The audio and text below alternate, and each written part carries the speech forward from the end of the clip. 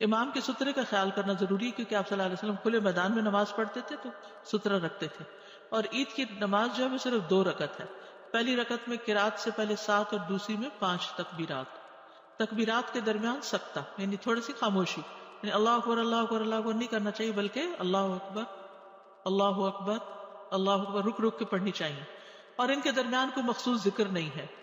تکبیرات کے درمیان اللہ کی حمد و ثنا ہے. ہر 2 تکبیروں کے درمیان اللہ کی حمد و ثنا ہے، مطلب دل میں جیسے سبحان اللہ یا کچھ اس طرح. ہر تکبیر کے ساتھ ہاتھ اٹھانا اور باندھنا، یعنی جب اللہ اکبر کہیں گے تو ہاتھ باندھیں گے بھی. اچھا، پچھلی دفعہ مجھ سے کسی نے سوال کیا تھا کہ بعض لوگ جب نماز کے لیے کھڑے ہوتے رفع یدین کے بعد ہاتھ سینے میں باندھتے ہیں اور بعد چھوڑ دیتے ہیں. دونوں طرح ہی جائز ہے. جو سینے میں باندھتے ہیں اس میں تحقیق کی ہے میں نے، تو وہ سینے پہ جو باندھتے ہیں اس میں یہ ہے کہ وہ اس بات کو دلیل کے طور پہ لاتے ہیں کہ حتیٰ یعنی ہر عضو اپنی اصل جگہ پر آ جائے. تو نیچے جانے سے پہلے ہاتھ سینے پر تھے تو اٹھ کر بھی اپنی جگہ آ جائے سے مراد وہ کیا لیتے ہیں کہ پھر سینے پر ہی آ جائے. اور بعض اس کو سیدھا ہی چھوڑ دیتے اور وہ سیدھا رکھ کر اپنی جگہ پر سمجھتے کہ آ گئی. تکبیرات کے ساتھ رفع یدین کرنا ہوگا اور پھر نماز کی طرح دائیں ہاتھ بائیں ہاتھ کے اوپر سینے پر.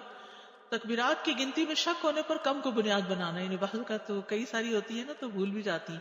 تو امام کو اگر شک ہو 5 پڑھی ہیں کہ 4 پڑھی ہیں تو اس میں 4 کو یقینی بنا کے ایک اور پڑھ لی جائے. عید کی نماز میں قرات نبی صلی اللہ علیہ وسلم سبح اسم ربک الاعلی اور حل اتاک حدیث الغاشیہ پڑھتے. بعض اوقات عید اور جمعہ اکٹھا ہو جاتا تو بھی اس میں آپ یہی صورتیں پڑھا کرتے تھے.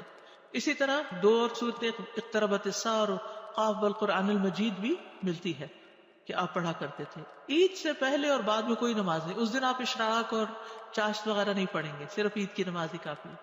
عید منائیں. نماز کے بعد خطبہ ہوگا. خطبہ نہ سننے کی رخصت ہے. یہ بات یہاں بتانی اس لیے ضروری ہے کہ بعض لوگ جب اٹھ جاتے ہیں نا تو جو بیٹھے ہوتے سنتے وہ کہتے ہیں کتنے خراب لوگ ہیں، یہ خطبہ بھی نہیں سنا اور نکل گئے ہیں. تو یہ نہیں سوچنا چاہیے کسی کے بارے میں، کیونکہ خطبہ سننا فرض نہیں ہے. عبداللہ بن صاحب رضی اللہ عنہ سے روایت، انہوں نے فرمایا میں رسول اللہ صلی اللہ علیہ وسلم کے ہمراہ نماز عید میں شریک ہوا. آپ نے ہمیں عید کی نماز پڑھائی، پھر فرمایا ہم نے نماز پڑھ لی ہے. اب جو شخص خطبہ سننے کے لیے بیٹھنا چاہے بیٹھ جائے اور جو جانا چاہے وہ چلا جائے. رخصت ہے، سہولت ہے. کیونکہ آپ دیکھیے کراؤڈ ہی اتنا زیادہ ہوتا ہے کہ اگر کچھ لوگ پہلے نہ نکلے تو سب کا ایک دم عید ختم ہونے کے بعد اکٹھے نکلنا بھی کافی رش پیدا کر دیتا ہے. شاید اس میں یہ حکمت ہو یا جو بھی اللہ جانتا ہے. عیدین سے متعلق کچھ اور احکامات. عید کی نماز کا وقت سورج طلوع ہونے کے بعد سے لے کر زوال کے وقت تک ہے. جلدی بھی پڑھی جا سکتی ہے، ٹھہر کے. جو اشراق چاش وغیرہ کا ٹائم ہے وہی ٹائم ہے اس کا، کیونکہ دن کی نماز ہے. جب سورج ایک نیزے کے برابر بلند ہو جائے، اور یہ چھوٹی عید کی بات ہے فطر کی. اور اضحیٰ کی نماز اول وقت سے اس کو مؤخر نہ کیا جائے، جتنا ارلی ہو تاکہ لوگ قربانی جلدی کر سکیں، بہت لیٹ نہ کریں.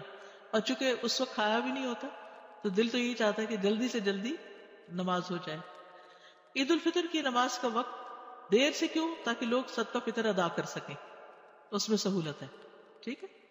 عیدگاہ میں صدقہ کرنا، نبی صلی اللہ علیہ وسلم اس کی ترغیب دیتے تو خواتین اپنے زیورات وغیرہ صدقہ کرتی تھیں. اور پھر عید کی مبارک دینا. اور صحابہ جب ایک دوسرے کو ملتے تو کہتے تھے تقبل اللہ منا ومنکا یا منکم، دونوں طرح سے ٹھیک ہے. واپسی پر کسی اور راستے سے آنا، یعنی جانا ایک راستے سے، واپس دوسرے راستے پہ آنا. عید کے بعد ہر آ کر 2 رکعت پڑھنا. عید کی نماز سے پہلے کوئی نماز نہیں پڑھتے تھے، اپنے گھر واپس آتے تو 2 رکعت نماز پڑھ لیتے تھے. ٹھیک ہے. عیدگاہ میں کوئی ایسی نماز نہیں، نہ پہلے نہ بعد میں. جمعہ اور عید کا دن اکٹھا ہونے پر، یعنی دونوں دن اگر اکٹھے ہو جائے تو اس دن جمعہ اگر نہ کوئی پڑھنا چاہے تو نہیں بھی پڑھ سکتا. عید کے دن روزہ نہیں رکھا جاتا. الفطر. عید الفطر خوشی اور مسرت کا دن ہے. اس دن روزہ رکھنا منع ہے، کیونکہ فطر کا کیا مطلب؟ افطار کرنا. یہ دن کھانے پینے اور اللہ کی بڑائی بیان کرنے کا دن ہے. خوشی کے اظہار کے لیے چاند رات سے ہی مساجد، بازاروں، راستوں اور گھروں میں تکبیرات بلند کرنی چاہیے. یعنی پہلا کام کیا ہے؟ تکبیر بلند کرنا. اللہ اکبر اللہ اکبر اللہ اکبر لا الہ الا اللہ اللہ اکبر اللہ اکبر وللہ الحمد اللہ أكبر الله أكبر الله أكبر لا إله إلا الله الله أكبر الله أكبر ولله الحمد. آپ خود گھر میں پڑھیے، اوروں کو پڑھوائیے. اگر پڑھوانا مشکل ہو تو آپ تکبیرات کی سیدھی لگا دیجئے تاکہ گھر میں تکبیر بلند ہوتی رہے. اسی طرح دوسرے لوگوں کو بھی خاص طور پر بتائیے تاکہ اس سنت کو زندہ کیا جا سکے. دوسری چیز جو کرنے کی ہے وہ صدقہ فطر ہے، جس کو ہم فطرانہ بولتے ہیں. یہ ہر مسلمان پر فرض ہے، خواہ اس نے رمضان کے روزے رکھے ہوں یا نہ رکھے ہوں، سب کے لیے ہے. نماز عید سے پہلے پیدا ہونے والے بچے، گھر کے ملازمین اور گھر آئے ہوئے مہمان کا صدقہ فطر بھی دینا ہوگا. یعنی صاحب خانہ جو ہے وہ دے تو زیادہ بہتر ہے. اس کے لیے صاحب نصاب ہونا شرط نہیں کہ ایک سرٹن اماؤنٹ گولڈ کی ہو، تو پھر ویسے بھی سب کے اوپر ہے. عبداللہ بن عباس سے روایت ہے کہ رسول اللہ صلی اللہ علیہ وسلم نے صدقہ فطر کو فرض قرار دے دیا تاکہ روزہ دار کے لیے لغو اور بیہودہ اقوال اور افعال سے پاکیزگی ہو جائے. یہ ہے اس کا مقصد کہ سارا رمضان ہم نے اگر کوئی غلط بات کی ہے یا کمی بیشی ہم سے ہو گئی ہے تو اس صدقے کے ذریعے اس کا ازالہ ہو جائے. ویسے بھی صدقہ جو ہے وہ انسان کی برائیوں کو دور کرتا ہے. چنانچہ جس نے اسے نماز عید سے پہلے ادا کیا تو یہ ایسی زکوٰۃ ہے جو قبول کر لی گئی، اور جس نے اسے نماز کے بعد ادا کیا تو یہ عام صدقات میں سے ایک صدقہ ہوگا. یعنی اس کو نماز سے پہلے ادا کرنا ضروری، بلکہ ابھی سے اگر آپ لوگ تیاری شروع کر دیں تو بہتر ہے، کیونکہ ہم بالکل لاسٹ مومنٹ پہ چھوڑتے ہیں. پھر عید پڑھنے جا رہے ہوتے ہیں، پھر دیکھتے ہیں دائیں بائیں کوئی مل جائے تو گاڑی کا شیشہ نیچے کر کے چاہے کوئی مستحق ہے یا نہیں بس دینے کی کرتے ہیں تاکہ نماز سے پہلے ادا ہو جائے. عید کے روز مسواک کرنا، غسل کرنا، بہترین لباس پہننا اور خوشبو لگانا سنت ہے.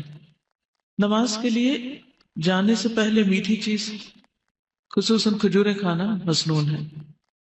عیدگاہ جاتے ہوئے کثرت سے تکبیرات پڑھنا سنت ہے. عید کی 2 رکعتوں سے پہلے اور بعد میں کوئی نفل نماز نہیں، یعنی جب آپ عیدگاہ جائیں گے تو نفل نہیں پڑھیں گے. نماز عید کی ادائیگی کے لیے خواتین کو بھی جانا چاہیے.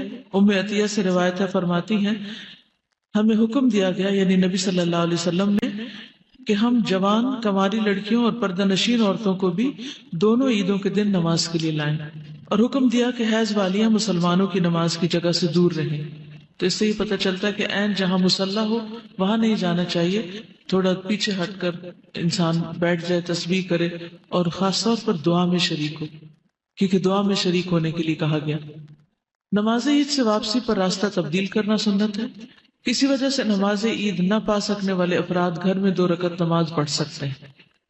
عید کے روز مسلمانوں کی باہم ملاقات آپس کی محبت بڑھانے کا ذریعہ ہے. عام روزمرہ زندگی میں جب ہم خوش ہوتے ہیں تو ہم اکیلے بیٹھ کے خوش نہیں ہوتے، ہم اپنی خوشی کو دوسروں کے ساتھ شیئر کرتے ہیں، اپنے پسندیدہ لوگوں سے ملتے ہیں، ان کی کمپنی میں خوش ہوتے ہیں، اپنے پیاروں کو یاد رکھتے ہیں. ہم نے رمضان میں اللہ سے محبت کرنا سیکھی. کیا اس موقع پر ہم اپنے رب کو یاد نہ کریں گے؟ کیا اس کے بغیر ہی ہماری کوئی خوشی ہو سکتی؟ ہرگز نہیں. رمضان ایک ہدایت کا موقع تھا. اختتام پر ہمیں اللہ کی بڑائی بیان کرنی ہے. اللہ اکبر، اللہ اکبر، لا الہ الا اللہ واللہ اکبر، اللہ اکبر وللہ الحمد. تکبیرات پڑھنی ہے. چاند رات سے ہی تکبیرات کا آغاز ہو جاتا ہے اور صبح نماز پڑھنے تک. مومن اپنی خوشی کا آغاز، خوشی کے دن کی ابتدا اللہ سبحانہ و تعالیٰ کے حضور سجدہ کرنے کے ساتھ کرتا ہے. گویا عید کی نماز ادا کرنا وہ اپنے لیے لازم سمجھتا ہے.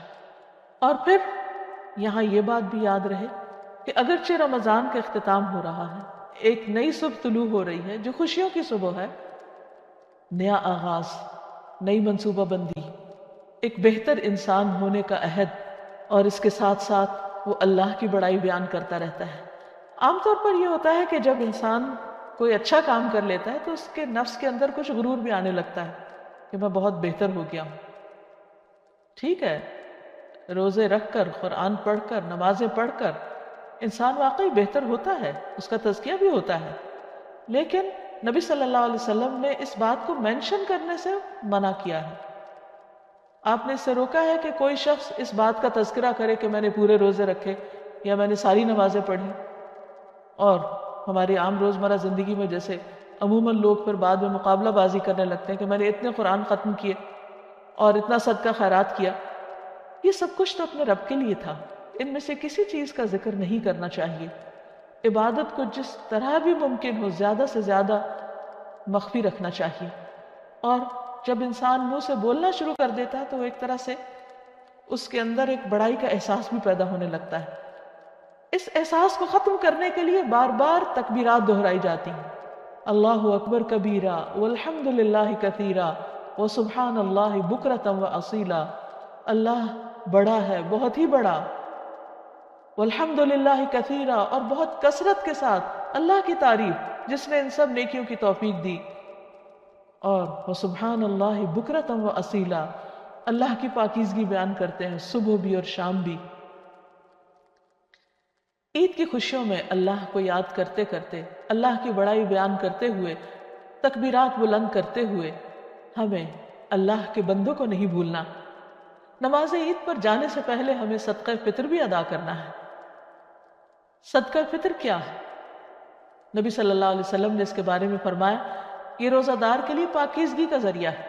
یعنی روزے کی حالت میں اگر اس سے کوئی کوتاہی ہو گئی ہے، کوئی کمی بیشی ہو گئی ہے، کوئی بھول چوک ہو گئی ہے، کہیں کوئی ایسی بات وہ کہہ بیٹھا ہے جو نہیں کہنی چاہیے، تو یہ ان تمام چیزوں کو درست کرنے والی ہے. اور دوسری طرف طعمۃ للمساکین، مسکینوں کا کھانا ہے.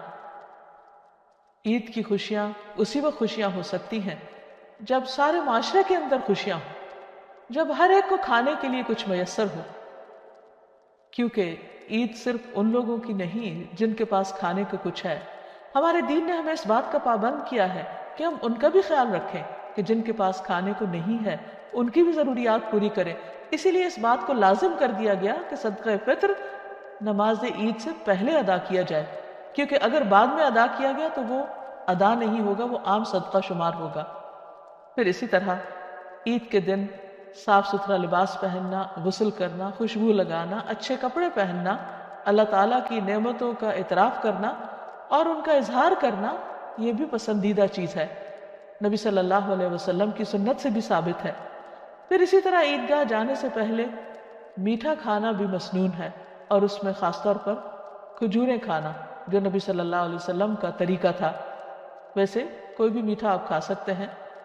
پھر عیدگاہ جاتے ہوئے راستے میں بھی تکبیرات پڑھنی چاہیے، اور اگر ہو سکے تو پیدل جانا چاہیے، یا یہ کہ گاڑی کہیں دور پارک کر کے انسان کچھ حصہ ضرور عیدگاہ کی طرف قدم اٹھاتے ہوئے چلے، کیونکہ یہ بھی ایک مسنون عمل ہے. پھر اسی طرح جب عید کی نماز پڑھے تو خطبہ غور سے سنے، اللہ کی بڑائی بیان کرے اور پورے خشوع و خضوع کے ساتھ نماز عید ادا کرے.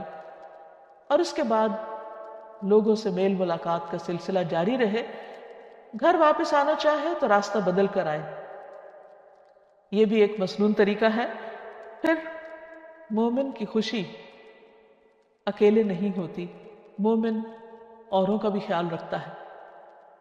عموماً یہ بات تو دیکھی گئی ہے کہ لوگ اپنے رشتہ داروں سے میل ملاقات کرتے ہیں، کسی کو وزٹ کرنے کے لیے جاتے ہیں، کوئی وزٹر ان کے پاس آتا ہے، کچھ ٹیلی فون پر اور ای میلز اور ٹیکسٹ کے ذریعے عید کے پیغامات ایک دوسرے سے ایکسچینج کیے جا رہے ہوتے ہیں.